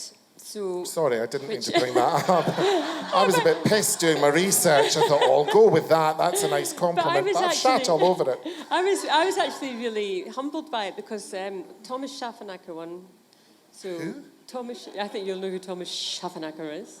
Do you not No. know? Very Right. popular amongst gay men. Really? So yes. So he came first, and then Carol Kirkwood. Oh, Obviously not Carol him. Kirkwood, my mum fucking He hates her. came second, and I came third. So Oh. they were national presenters, and I was Scottish. So actually, you know, it was lovely. Because again, I was thinking I've got a really sort of insular life because it's school, shops, Morrison's, Lidl. Oh, you Morrisons. Morrison's how- have good fruit and veg and meat. But you like a bit of both, don't you? How upset were you when you got rid of the match and more scheme? Oh, I did. I've always forgot my cards. Did I you? gave up Yeah, with that. no. I know that in my local Morrison's, the staff there, I love it. I know them all. What? I know them all. One of them would look, take this card, you'll get a discount. Give me a discount card. Yeah, it's all in an app now. Oh, right. I'm not that advanced. I've got one for Tesco's. But... Oh, right. well, that's Tesco's, not a popular choice over there. No, they didn't enjoy that. So you're supermarket famous. Supermarket. Yes, I'm supermarket That famous. could be a film. Judith Ralston in Supermarket No, 'cause you have Famous. to wear a mask now. I don't like you? meat, says the mother of three. No shit. Have you ever thought about doing panto? Because I think you'd be really good at panto. Me and Judith we did a corporate in Edinburgh, didn't we? At the Hub. And I thought, because I genuinely thought you were fabulous. So Miss Thing comes in with a little trolley, heated Carmen Heated rollers. rollers. He said, do you mind if I get changed in front of you? I'm like, hen, honestly, it's of no interest to me. Get your bits and pieces out if that's what you want. And we had a great time that We night. did, and I've never worked with Bruce before, and it was just really, really funny, you know. And of course, he's got that Unlike kind of funniness. tonight. I couldn't, you know, you've not got that kind of quick brain. And of course, and he's saying the F word all the time. You say quick brain, other people say mental illness. I did like say it on air once. What? That I've been caught a couple of times saying a sweary word. Do you know, when I was presenting, and I use the term loosely, Michelle likes to talk about the hour. I would like to point out that it didn't last an hour. It just seemed that way. It was like about 42 minutes, and really you felt as though you weren't getting that time back every time you watched it. I mean, it was hellish. And I remember that I had to say, and the Wicker Man has received cult status. And I was like, did my rehearsal, thought blah, blah, blah, blah, blah, blah, blah. And Michelle goes, you're like, you shut the fuck up. And then I went, and the cult, and Michelle went, and I went, no, I didn't actually. Thank you very much, you stupid bitch. But yeah, no, I've done that. And my friend Ruth, that presents Loose Women, she was doing this morning one day, and she battered her toe in a camera and went, for fuck's sake, and got loads of complaints. But I think that's all right. Reality, isn't it? I think that's okay. Did you get into trouble? Well, it kind of. It wasn't actually my fault because I was recording a weather as backup. And I'd said, I was doing 2 different programs, so 2 separate weather recordings. And I said, could you, this one is the one you need to use, make sure you get the right one. So this girl who was fairly new took the wrong one and didn't edit out the F word because I said, oh, good afternoon, blah, blah, blah, blah, blah, blah. Oh, fuck, I've forgotten the pressure chart. Can we go back to the beginning? So my big freezer was watching at home and he went, anyway, it went out live on air. So the next thing, Twitter went on fire. She's a legend, she said. And the son got a hold of it. And then my boss sat me down and I went, you really think I meant to do that? You know, they couldn't give me, he was giving me a row. I'm always on the naughty step. But what are you meant to say? You know, shit happens, no pun. I shouldn't have, kind of the rule is you don't swear in the studio, but... Well, that's an effing lie. Everyone swears in the studio. And of course my colleagues were saying it's not like you, because you don't really swear very much, but... That's also a fucking lie. You're like Lorraine Kelly, a very potty mouth. Potty mouth. You love all the bad words. Judith, thank you so much for joining us tonight. It really has been a pleasure. It's a pleasure. Interesting, because you were saying that you and Michelle, do you share staff? Michelle? Oh, yes, we've got a cleaner. Yes, they share staff, yes. And you... But how I met my cleaner, Florence, is we used to be on the same shift together. So she'd come in, my cleaner, she's my mate, she'd come in, we'd both been in the early shift, and we got to know each other. And then after I had my twins, I begged her to come and help me out. So that's how, and then she started helping Michelle out as well when she had her wee one, didn't she? Yes, because, so. I mean, when Michelle was saying, I mean, you could stir that house with a stick. It was disgusting. No, it was revolting, because I remember actually, I shouldn't tell you this, but I fucking will. So I remember Michelle had been, she went, oh, I've got news. And I was like, and she went, oh, I've got this job presenting the hour. And I'm like, what? Fine, I'm really happy for you. And we went to, do you remember Vicky Lee? Yes, yeah, I work with her. Whatever happened to her? And I remember we went to her wedding. I obviously got pissed, fell in the cake, blah, blah, blah, blah, blah. Started breakdancing. I've got low-hanging testicles. You can well imagine, ladies and gentlemen. And then I remember on the morning, it was me and my then partner. Michelle's door went. She was being given a traffic ticket from the police. She was being fined. I was wandering about the house drunk, kept going, wake up, you're going to sleep in. And she went mental and had the worst first day in television history, she said, and has never forgiven me for it. But it's nice to share memories with people. But I would say that we did stay in that house, and by the way, you wiped your feet on the way out. She is a manky midden of a lassie. She's a dirty bitch. So the only reason... Bitch. Oh, she is. She's a filthy cow. Judith, you are a doll. Thank you very much. A round of applause for the fabulous Judith Ralston. Right, ladies and gentlemen, we're going to nip off back and we will see you in about 10 minutes and we have our final guest of the evening. But give lovely Judith a huge round of applause.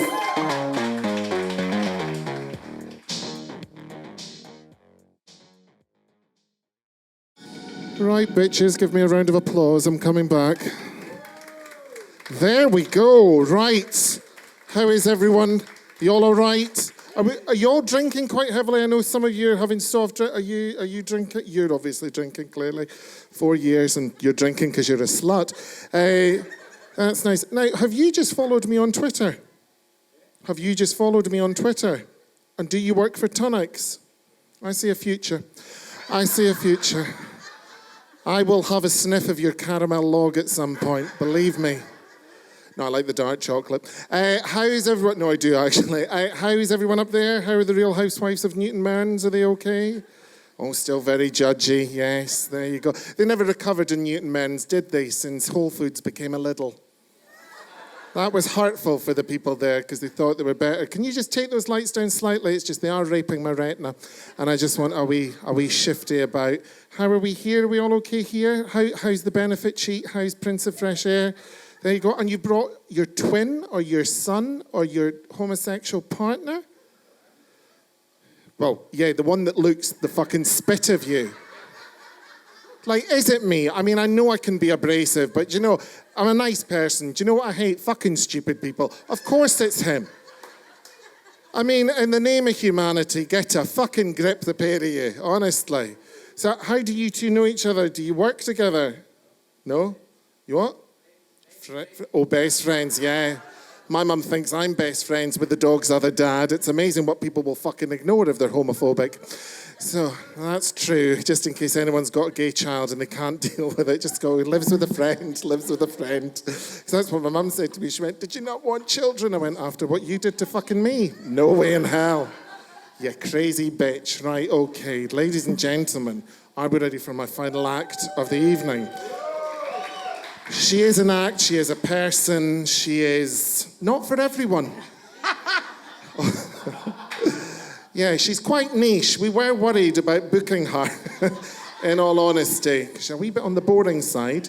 A very, very interesting outlook on fashion, because none of it fucking goes.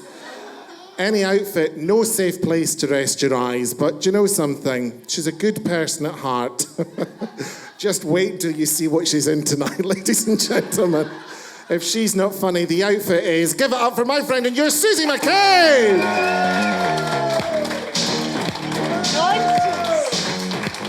Oh, sit down, hen. I see you've been up the DFS. Oh, do you know, I don't know. Tales. I actually think that came from a house clearance.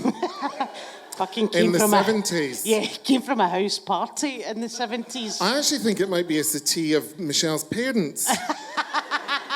I think they went for that kind of, it's kind of op-art, Pippidian, monochromatic. No, I have to say, do you like my set, ladies and gentlemen? I think Lovely, a huge amount of time of effort, and I have my own fucking theme music, bitches. You know? Yeah.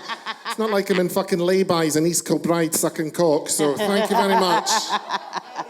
We've all been there. How are you, dear? I'm well. It's nice. It's nice. Hand. No, I thought you were about to flick your bean. I was a wee bit scared there, Susie. I thought she's just a wee bit too comfortable tonight. I am not a copy of Razzle. Thank you very much. So how are you? I'm well. You're well. Okay. You're yes, okay. It's nice to be back working, isn't it? It is. Did you miss it? Yeah, I think my partner missed it more than I missed it, though. I think she was fucking sick of me being in that house. Seamless, the fact she got her first homosexual reference in, as though people are fucking blind. I mean, what else could this be? Honest to fucking Christ. It's like those poofs on Instagram, #gay. You're like, aye, I'm no fucking blind, son. Really? You know, and it's not fucking clever. Any fucker can do it now. It's just a waste of time. Have you always been gay, Susie? Yes. Yes. I remember... Any booby? Well, yeah, because you had to try it in the 90s. Oh, delicious. Because, like Michelle was talking earlier about the Catholic guilt, and me and Michelle went to the same schools. We actually went nursery, primary, secondary, so, you know, fucking cracking canteen, terrible PE department, but... And there was a... Was there not a branch of Quick Save on the school campus as well? That was it, just raw meat, just thrown as raw meat in the East End of Glasgow. Well, she still loves a bit of square. She's like, I'm going to treat myself today. I've stayed within my points. I'm like, from which fucking year? Okay, come on, hen. She's like, I'm having 2 bits of square slice. You're like, fuck, this is a boring phone call. But you did go to school with her. So everyone's linked. They have the same cleaner. Yeah. I don't have a cleaner. No, I know, Susie. I've seen your house on Instagram, and we're not going to talk about that tonight. I think it's a shame what the government have made you live in. I think they're maybe trying to straighten you up. So anyway, back to the booby. I actually, I went out with a guy who was a lovely, this was actually, the whole Glasgow's a village thing, a lovely guy. And he had, his mum actually had Huntington's disease. And we got on really, really well. And then he told me he had to go for the test. And I'm like, oh, I'm a big fucking lesbian. What if he's got like a terminal illness? I need to spend the rest of my life with this guy. This is going to be fucking terrible. But Sorry, it's the can I right thing interrupt? to do. You had to be tested for Huntington's? No, he had to be tested. Oh, Christ. Right, Because okay. it's genetic. Yeah. It turned out it was clear. I dumped him. Everything was fine. But then... yeah, I was more into that with him, to be honest. And but then... no, like, you know... Oh, I thought you were a rimmer. No, right, okay. No. We're all learning, But years later, I was just finishing up working for a company, and one of the girls that I worked with and I were sitting talking one day, and I was like, oh, where are you from? And it turns out she actually lived a couple of doors up from my gran. And she was like, oh, yeah, blah, blah, blah. And I went, are you Brian's daughter? And basically the guy I went out with was best friends with her dad. And she's only known me as a big out lesbian at this point. So her head was fucking mangled. But yeah. And I went out with David. My mum and dad really liked David. He was a lovely, lovely guy. But I knew from like the age of 7 that I was gay. I knew that I liked boys to play football with. And I liked girls to look at. And I remember that fucking Brookside kiss. And I talk about this, so if you're under like 35, you probably won't remember this. Right? No one is. It's a very much a very old crowd. The Shielding group is out in their annual night out. But and I remember that Brookside kiss, and I remember all the controversy and everything that came with it. Because it's dirty. And Two women, it's not natural. And I remember taping it. And like yes. when no one was in the house, I would sit and watch, and I remember kind of just thinking, oh, there's people just like me in this world, and it's all right for that to happen. And you look at the world now and how much it's changed in such a short space of time, really, from like that late 90s to now, you know. But yeah, I always knew, and it was funny. My ex-wife, I said to her, and she was like, yeah, I was about 17, 18. And I was like, fucking hell. And my current girlfriend, I said to her, and she was like, yeah, I knew from a pretty young age. So what about you? When did you know? Birth? Bitch, I think you'll find it's my show. I asked the questions, not the other way round. But you know what I mean? Like, some people just know, like, really early on. I was a gay sperm. Like, seriously, no, the funny thing is, right, all joking aside, you know, I look at I have a very strange relationship with my mother, right? And my mother isn't a stupid woman. She's a nasty woman. She's not a stupid woman. And the thing is, if you're a child and you're a late child, as I was, so what had happened was they'd had my sister, there's 11 years between us, there's 14 years between me and my brother. They should have got central heating, and Brian and Mary, they had a final jump, and lo and behold, fucking Priscilla comes out 9 months later, right? And the thing was, believe it or not, I was always gay as a child, right? And I remember I got to the age of about 5 or something like that, and I didn't have the words, and I mean this quite genuinely, I didn't have the words, but I knew that I wanted to be someone's girlfriend because I didn't understand that 2 men could be together, that 2 women could be together, if you see what I mean. And I didn't feel confused and I didn't feel scared by it. Then I got into popular culture, you know, Victoria Wood, Kenny Everett and all that kind of stuff. And because there was an age gap, my mum used to use me for entertainment, right? So when I saw Tootsie for the first time... Amazing. I'm quite a good mimic. I used to put a biscuit tin on my head. My mum's very vocals, because my mum used to read these Mills and Boons books, right? And I had a ghetto blaster, and I would record myself high-speed dubbing, saying things like Gerard had on a T-shirt that said hot dog or top dog or whatever, and she'd come in and go, you filthy little shit, and you, or whatever. And I used to find all that hilarious, all her kind of clit-lit books sort of thing, you know, these Mills, I don't know if you know Mills and Boons, but they're dreadful romance novels. And then I remember coming in from a hair show. Yeah, a hair show, ladies and gentlemen. Child model. That was before I found Pringles. And I came in and I wasn't a fan of, there is a point to this and we'll get back to you in a minute, but go with it, bitches. I wasn't a fan of early Kylie. I got into hard kind of, what do I have to do? Oh, and Michael Hutchins Kylie. Yeah, that kind of thing. So I used to set my hair. Kylie. Yeah, dirty Kylie. The favourite Kylie. Oh, absolutely. And I'd come in a pair of Gautier platforms, bell bottoms, my hair set on Velcro rollers and a fur coat, and my mum went, "Are you queer?" And I went, "What the fuck do you think?" And she went, "I wouldn't accept that. How would you feel if a man came up to you and started to kiss and fondle you?" Now, I didn't want to tell her that I'd found the toilets in the bus station in the city centre of Dundee and I'd already done that kind of thing, because that would have just upset her. But no, I always knew, and I never had a problem with it. But the funny thing was, I never came out because I didn't think that I had to. I never went through that, and I'll ask you about that in a minute. But because it was kind of, all joking aside and not for sympathy, I was bullied mercilessly from primary school age. He's half boy, he's half girl from Middlesex, which if you think about it, it's not a bad joke, nowadays. But it was almost as though it was decided for me. It was almost as though I was just growing into whatever was thrown out there. So therefore, I never had a kind of coming out. And I didn't feel, because I always feel, with my brother and sister, they never came down the stairs and went, "Oh, by the way, I'm heterosexual." No. You could tell that because they were fucking dull, man. And I thought that every mother wanted one fucking gay child, sort of thing. And the funny thing is, my nephew happens to be, and I thought, fuck, my brother's going to blame me. That somehow I'm going to get the fucking blame for jessying him up, sort of thing. We can kind of laugh about it now through tears and litres of gin. But did you go through a formal coming out? I did.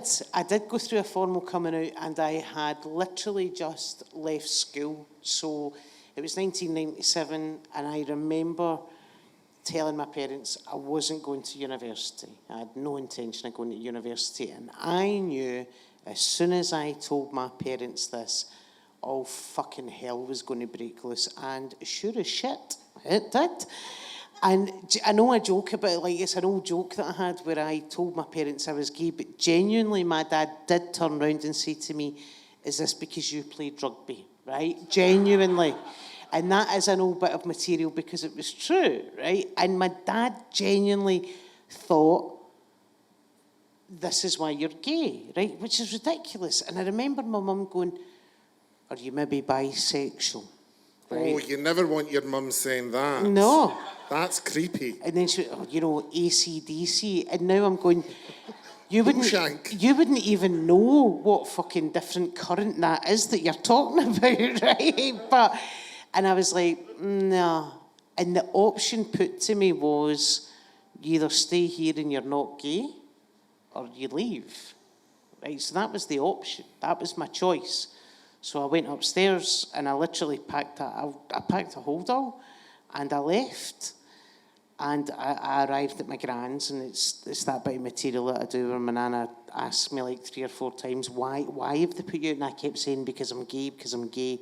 And my nana, God bless her, and all her statues of Catholicism went, "Well, does being gay mean you can't put the kettle on?" And that, right? And that genuinely happened. And I stayed with my nana for 2 years. But if you think, so my mates talk about this from school whenever we meet up, where they were like, you were like, "I see you later," went home on a Monday night, told your parents on the Tuesday, and we'd never seen you. Because obviously, like, mobile phones weren't a thing that everyone was carrying, and they were phoning the house going, "Is Susie there?" And they were like, "No, she doesn't live here anymore." And they were like, "What the actual fuck?" And then one by one, I kind of met my friends and I told them. And I remember meeting one friend who we had went for a drink and we were sat at the Gallery of Modern Art, and I told her I was gay, and she fucking burst into tears and said, "I can't be friends with you." And got on the train home. And then I told another friend who was like, "Go at the polo then," right? Like, that was another one. And then I've got another one who was like, "Yeah, no, that's fine." But it was funny, her mum never, not that she's never forgiven my parents, but she was just like, I don't understand how parents could do that. But at the same time, I just kind of go, you know what, it was a different time. My mum was born in 1948, my dad was born in 1950. They were brought up Roman Catholic. There's a whole fucking baggage there that you need to untangle, so it's easier just to go, you were of a generation, But it's fine. It is interesting because a similar thing had happened to me. I mean, I left home when I was 15 because I thought, this is just fucking dull, man. And I'd already sniffed poppers and I thought, I know where I'm heading. And it is that thing, though, because my mum kept saying to me, how have I failed you? What have I done wrong? And you're like, why is this about you? You've not asked me anything about me. And the shame for parents of our generation was unbelievable. And yours, although I really, you know, it's not a particularly pleasant story. I mean, I know you had your grand, but that was commonplace. Oh, yeah. That was commonplace. And you just think, what is it? As I always say to people, as a parent, I would imagine you don't want to think of your child as sexually active unless they're going to make you a grandchild. You know, that's just the way of it. So I remember saying that to my mum, why? And she went, and I know what they do. And I went, what? And then Kenny Everett had AIDS. Yeah.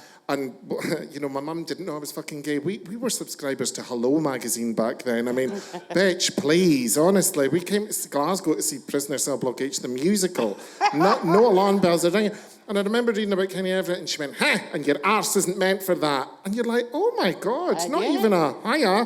You know what I mean? I remember, I actually done a story in a solo show about this, and I remember saying to my mum, see that Freddie Mercury? Is this, I'm maybe about 8 or 9. I went, is he gay? And my mum went, no, Susan, he's just a performer, right? And then turned round and said to me, how do you know what gay is, right? And I had a joke where I went, don't worry about it, I'll tell you in 10 years' time. The whole time she's like, how the fuck do you know what gay is, right? And then I would finish the set saying, and like, I'd do a whole other bit of the show and then come back to it and say, and now my mum and dad are absolutely fine with me being gay, so they always introduce Nicola as my partner and introduce me as a performer, right? Because I do stand-up comedy. But it was commonplace. It wasn't unusual for people of our generation to go into Dells and find a home or go into Shady on the gay scene, because it was like, look, we've all got a story. And I remember working in Dells, and there were guys in their 40s and 50s who had obviously felt they had to get married in the 70s, had a family, went, look, I fucking can't do this, I'm gay, and have been shunned by their own children, their own family. And, you know, seeing the whole kind of fucking, I don't know, Craig Hill kind of whoopsie thing and the Graham Nortons and of this world and all that. See, in the midst of all that, there was real fucking tragedy and very, very sad stories about what happened. And it's been kind of lost a bit. And there's an element of me that goes, it's so great that so many children don't have to go through what you and I went through, and they can be open from a young age, and that's wonderful. But you kind of, I always think when you're gay, it's the same as being a woman, and you were talking about kind of identifying and all that kind of stuff, but you forge a path for people to come behind you, and you make that path easier, and people certainly done that for me, that generation of gays in the 80s who put up with fucking terrible gays in the 70s. I mean, bear in mind, it was only legalised in Scotland in 1980. Do you know what I mean? That's not like, I was born in 1980, so clearly they fucking knew I was coming, right? A lot of fuck, here she comes with her Donna Summer and her bottle of poppers, right? That's what we need, a camp lesbian. But there is that thing where nowadays there's a lot of gays, young gay guys and young gay girls who fucking annoy me. And I just kind of go, you know what, see that old guy over there, go and buy him a pint, say thank you and fucking on your way, right? Because if they didn't do what they done, you wouldn't be living your life that you're living. But that's exactly it. I mean, the biggest fear that I have for young homosexuals is not knowing how important Madonna was before she got addicted to facelifts, filler, and rosé wine. I mean, she's a hoot on Instagram. It's amusing watching anyone have a breakdown, but it is the fact that she did so much, and now people just think she's like this grotesque caricature nutcase. But the thing is, and I was speaking about it to someone the other day, and then we'll move off this poofy and lazy chat because it's fucking boring me. I'm only joking. I would never have chosen to be gay. I'm not ashamed of being gay. I couldn't imagine me being anything. But to go through life having to endlessly justify what you are and how you live your life, and yeah, I don't think that anyone would. Why would you pick a life of persecution? And that's why I do believe, in what Gaga says, that you are born this way, because you wouldn't go through it. No, you wouldn't go through it. Thank you. Honestly, it's true. It really, really is true. I see a lot of stuff just now from the lesbian community, right, who are not particularly big fans of me, right, because I think they just think... Well, the unfortunate thing is we are homophobic homosexuals. Yes, we are. That genuinely... To be fair, I worked in the gay scene for 4 years, which in normal years is like dog years. That's that... If you're in the gay scene for 5 years, essentially you're 65 by the time you come off it, right?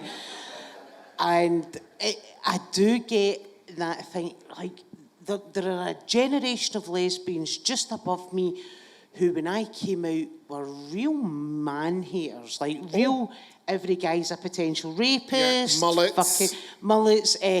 You know, why are you so friendly with that guy? You know, he's a danger. And I'm like, I mean, fuck's sake, right? Sharp tongue. Right, do you know? And there was a generation of lesbians above me, and I get it that there was a whole patriarchal thing, but there's always been more gay men on the gay scene than gay women, right? Just because that's just that women fucking sit in the house and settle down. That's what we do. Men at that point were going out trolling, going round the parks, doing all the George Michael stuff, right? Lovely. Back in the day, Bring it on. Get your grinder to fuck, get yourself wrapped up. That's the whole thing. Like, young homos, they're like... I had to go and sleep with my friend's father to find out about fucking sex. I wasn't able just to dial up some dick on an app. Honestly, they don't know they're fucking born, little shits. You get down the fucking Clydeside and be threatened with a knife just because you wanted to lick someone's testicles. So rude. So fucking rude. And I see this thing, and I see it right now, and I'm not, it's not even the gay community. I'm going to be really specific and go, the lesbian community, and they're coming out, and they are fucking mega anti-trans. And I just think, and they go, yeah, but you should be saying something about it. And I'm like, here's what I say about it. It's none of your fucking business, right? I completely agree. It's none of your fucking business.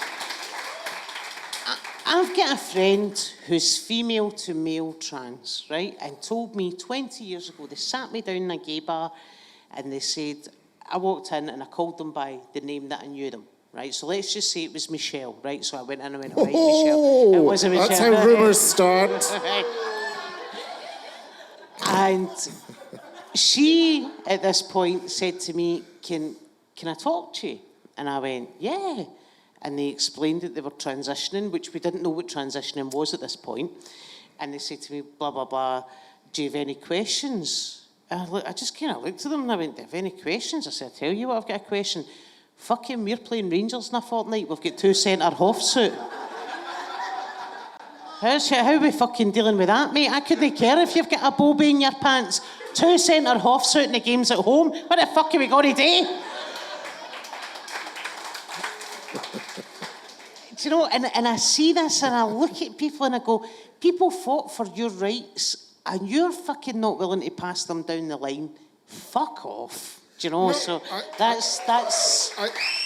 Honestly, I think, unfortunately, nowadays, everything is so heightened, and it is to do with social media, and everything is so sexualised, and to do with... And that's the thing, we don't live in a culture that promotes personal or political indifference. Yeah. If you're not with this group, then you're a fascist, you're a traitor. Someone called me a fucking TERF. I mean, I get the feminist bit, because I'm feminist. You know, my dog's a female. I'm pro-ladies. I came from a lady. Sometimes I am the lady. Sometimes I'm very much the man.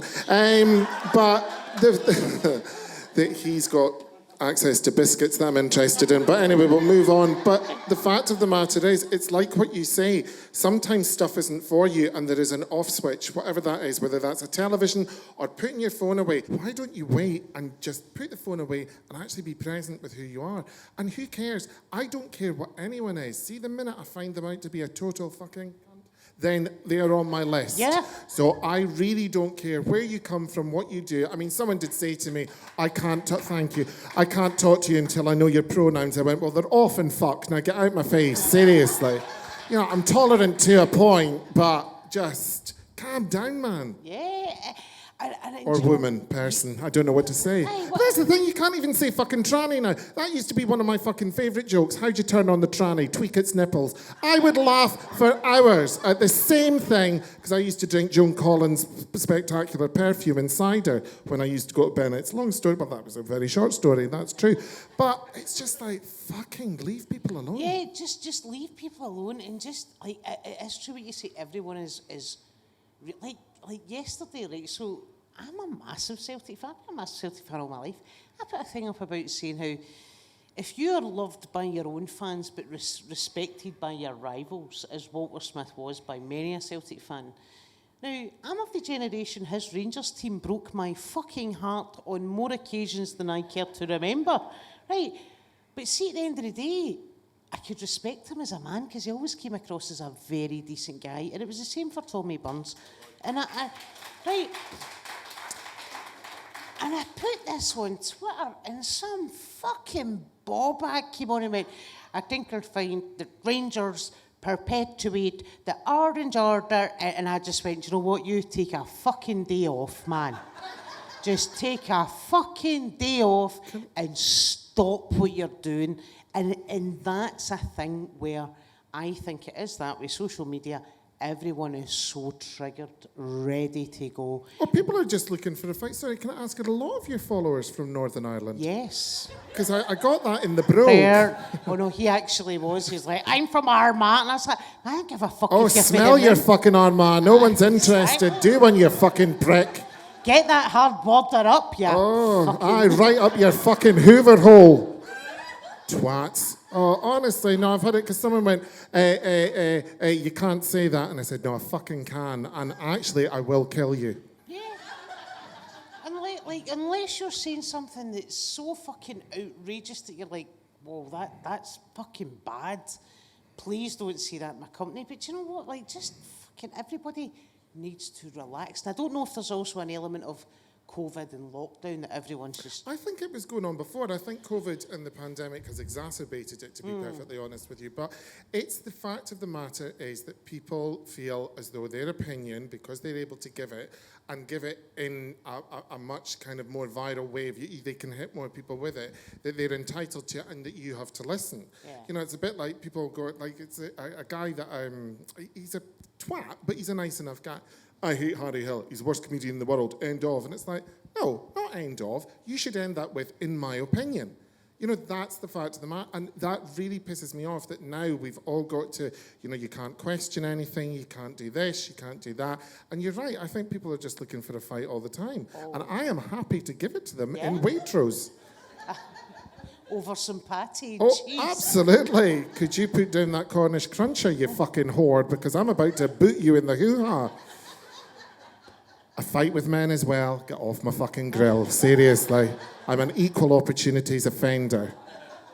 Susie, comedy. You say you do it. How did you get into it? Oh, this is the most tragic of stories. So it's not another lesbian one because some people are losing the will. This is a very heterophobic show.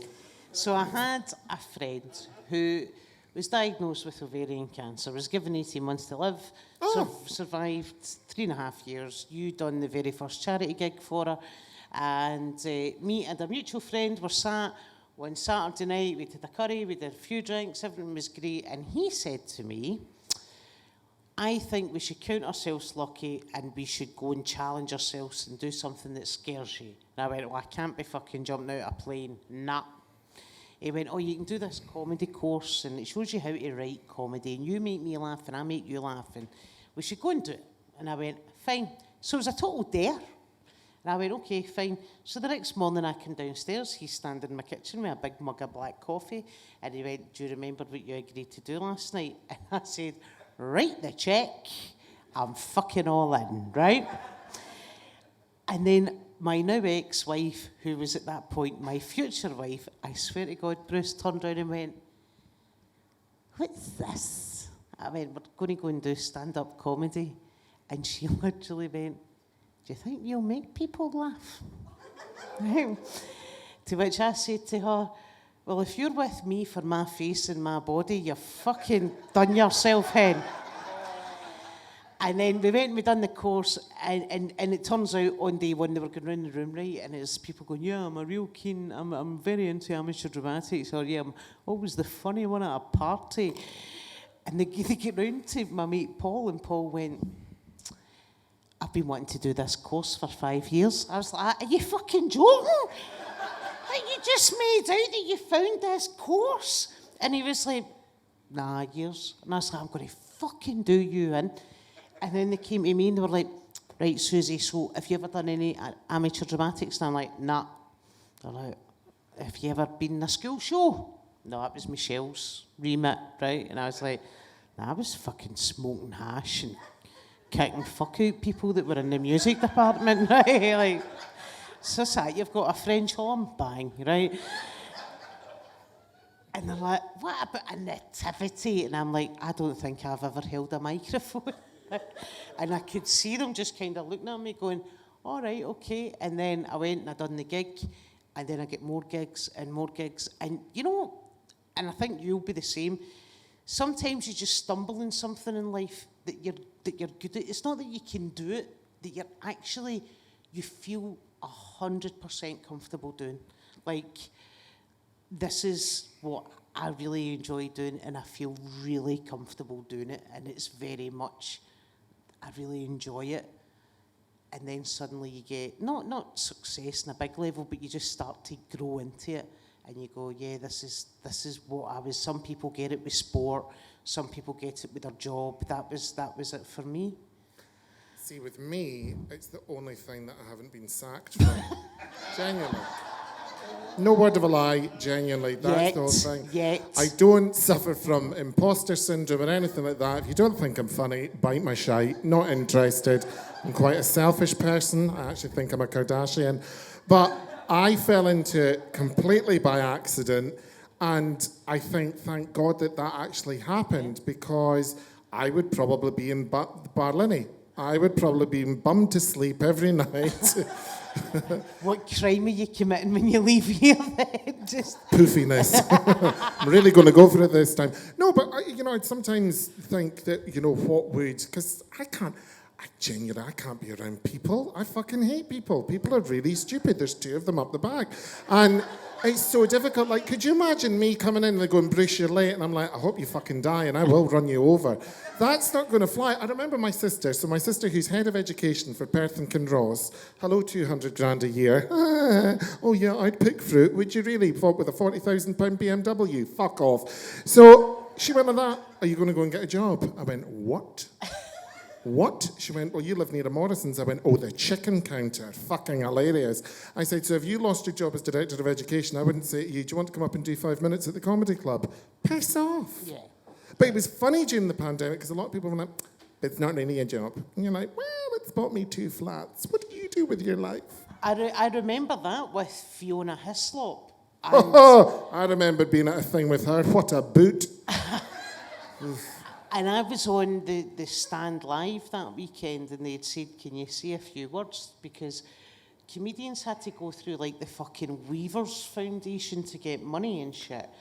And I remember sitting going, what am I going to say? And I thought, you know what, I can't even write it down because I was furious. Now, I'm a trained electrician. Well, my card's probably out of date, right? But yeah, essentially, I've served my time as an electrician, estimator. And I remember thinking to myself, all these actors and singers and performers could get money. But the Scottish Government told us, and I'll never forget the day, Fiona Hislop was like, it's not that we're not saying comedy's not an art. And Sturgeon, to her credit, cut right across her and went, I think what Fiona's trying to say is, as in fucking wind your neck in, is... My shoes don't fit. We discussed that earlier. It's that comedy's a very specific performance, blah, de blah, blah, blah. And I went out that following Saturday, and I remember saying, you know, you'll go and see a play, and you'll go and see whatever, and you'll see a band singing songs that they've written, or you'll see a play, and you'll see actors saying other people's words. Whereas I need to stand on a stage, and I need to get a reaction out of you, and I need to get laughter, which is the hardest reaction to invoke, because you get people who essentially just smile. Like, they don't laugh loudly, and that's who they are. And they'll come up to you and go, I really enjoyed myself, and you think, tell your fucking face. Oh, happened earlier. She couldn't answer a fucking question. Hi, do I know you? Wow. But you act like that is your job, is to invoke your reaction. Are you coughing in the middle of a pandemic? It's Fuck's sake. It's fine. Animal. And I remember having this whole thing about, if I stand on a stage for no matter how long and I get a reaction out of you through laughter, make you feel happy, make you feel good, I've done that with my own words and my own physicality. Who the fuck is Fiona Hislop to stand and tell me or you that we're not artists? She is a botched facelift from Linlithgow. You know, and I remember that, like that whole, this comedy really an art, and you're like, no, we're just all on fucking using whoopee cushions and custard pies. Do you know what I mean? But the thing is, like, what's her fucking background? She's just some fucking roaster that got lucky. Yeah. I mean, I remember, and obviously from a gay point of view, 2012, I'm invited to the Chanel show. I know, fabulous. At Linlithgow Palace, right, through my friend that now lives in New York and someone else that now is a tax exile, won't name her, whore.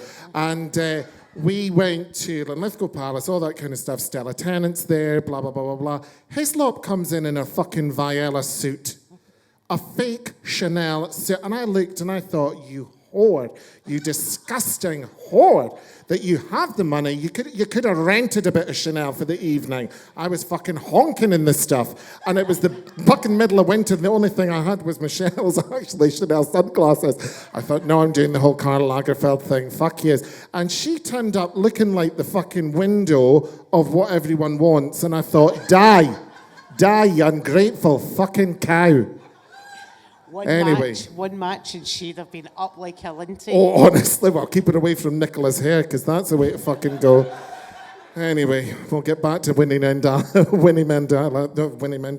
What's her name? Winnie Mandela. Oh, yeah, she used to set fire to people. Anyway, Susie, we have run out of time, and I feel we've barely touched the surface. Oh. I never thought I was going to say this. I might ask you on another one.